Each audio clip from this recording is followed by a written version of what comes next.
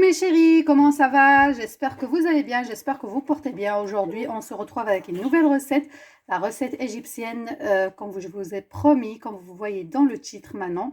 Une recette qui est vraiment terrible au niveau du goût et surtout, ça fait grossir.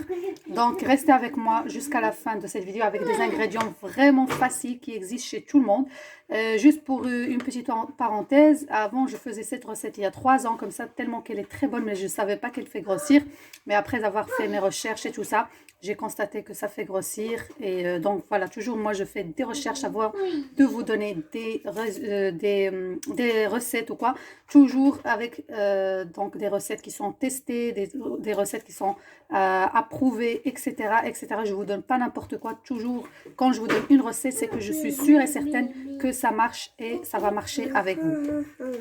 Alors, pour les personnes qui me demandent pour la machine qui fait grossir les fessiers, je vais vous laisser le lien en barre d'infos si vous voulez passer votre commande. Et pour les personnes qui ne savent pas de quoi s'agit-il, bah, je vais vous laisser le lien de la vidéo à la fin de cette vidéo. Donc, restez jusqu'à la fin. Vous allez trouver la vidéo qui explique comment ça fonctionne, pourquoi, etc., etc. Donc, une vidéo qui est vraiment parfaite et complète.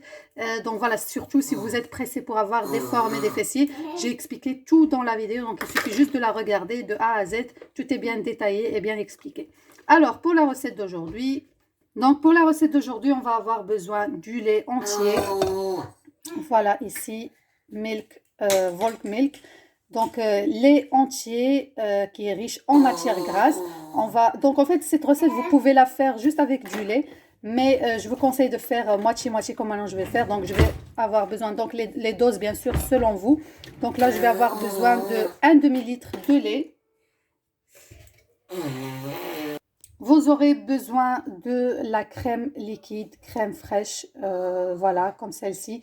On va avoir besoin de 2 boîtes comme ça de 200 millilitres, donc qui va faire 400 millilitres. Donc avec donc soit vous pouvez la faire juste entièrement avec la crème fraîche, ou bien entièrement avec du lait, ou bien vous faites comme j'ai dit, comme moi, moitié-moitié. Moi, je préfère moitié-moitié. Normalement, ça se fait avec de la crème parce que la crème, c'est très riche calorique. Ça fait énormément grossir, mais comme j'ai dit, pour que la recette soit un peu économique, donc je vais faire 2 boîtes de 200 millilitres et avec un demi-litre de lait. Donc, je vais verser ça maintenant dans ma casserole et on se retrouve juste après. Donc voilà, après avoir tout renversé, là, je vais avoir besoin de fécule de maïs, de la maïzena. Je vais avoir besoin de 3 grandes cuillères à soupe. Et je vais avoir besoin du sucre, sucre semoule ou glace, ou sucre glacé, pardon, ou bien du miel. Si vous voulez que la recette soit plus saine et calorique, rajoutez du miel. Donc voilà, aujourd'hui, c'est juste parce que j'ai envie d'utiliser ce sucre qui me restait. Mais sinon, vous utilisez du miel. Et pour le miel ou le sucre, selon votre goût. Donc moi, je vous conseille entre 5 et 6 cuillères à soupe de miel ou de sucre. Plus de la vanille. Donc un sachet ou 2 sachets de vanille. Voilà, ici 2 sachets de vanille. Donc voilà, je vais mettre le tout. Donc je vous conseille de prendre un petit peu de lait dans un petit bol. Vous rajoutez la fécule de maïs dedans et vous mélangez tout doucement et après seulement, et avec aussi du sucre, et après seulement vous renversez ici. C'est juste pour ne pas avoir des grumeaux, donc c'est juste une petite astuce. Donc moi je ferai ça et on se retrouve juste après. Donc, comme vous voyez ici, du sucre avec de la fécule de maïs. Maintenant, je viens mélanger comme ceci dans ce bol. Et après, je vais, donc comme ça, pour ne pas avoir des grumeaux. Donc ça, vous serez sûr qu'il n'y aura pas des grumeaux. Je mélange bien et je commence à verser dans ma casserole délicatement. Et je vais allumer le feu. Donc, comme si vous voulez faire de la sauce béchamel. Donc, vraiment, c'est très facile. Donc, vous mélangez, surtout ne pas s'arrêter. Et pendant ce temps, vous avez vraiment le choix si vous voulez utiliser ou rajouter de la noix de coco, 2 grandes cuillères à soupe, voire 3, comme vous voulez, selon le goût, pardon. Sinon, moi, je vais laisser à la fin, je vais vous montrer comment je vais décorer mes verrines. Donc, c'est facultatif.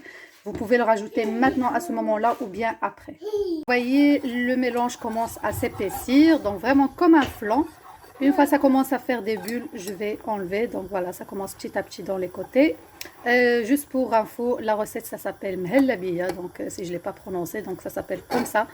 Vraiment, elle est très, très, très, très, très, très délicieuse. Et ça fait vraiment grossir. Je vais vous montrer à la fin de la vidéo comment ça va être plus calorique encore. Donc, restez avec moi. N'oubliez pas de liker la vidéo, de partager au maximum et de me laisser vos beaux commentaires. Donc, voilà, juste pour m'encourager. Et merci d'avance. Donc voilà mes 5 verrines, ça m'a donné grand 5 verrines. Si vous les faites dans des petites verrines, donc ça va vous donner plus bien sûr. Donc je vais les filmer et je vais les réserver au frais. Voilà mes amours, après avoir sorti mes verrines, donc voilà, je les représente comme ceci. La mhalabiya, elle est vraiment très délicieuse.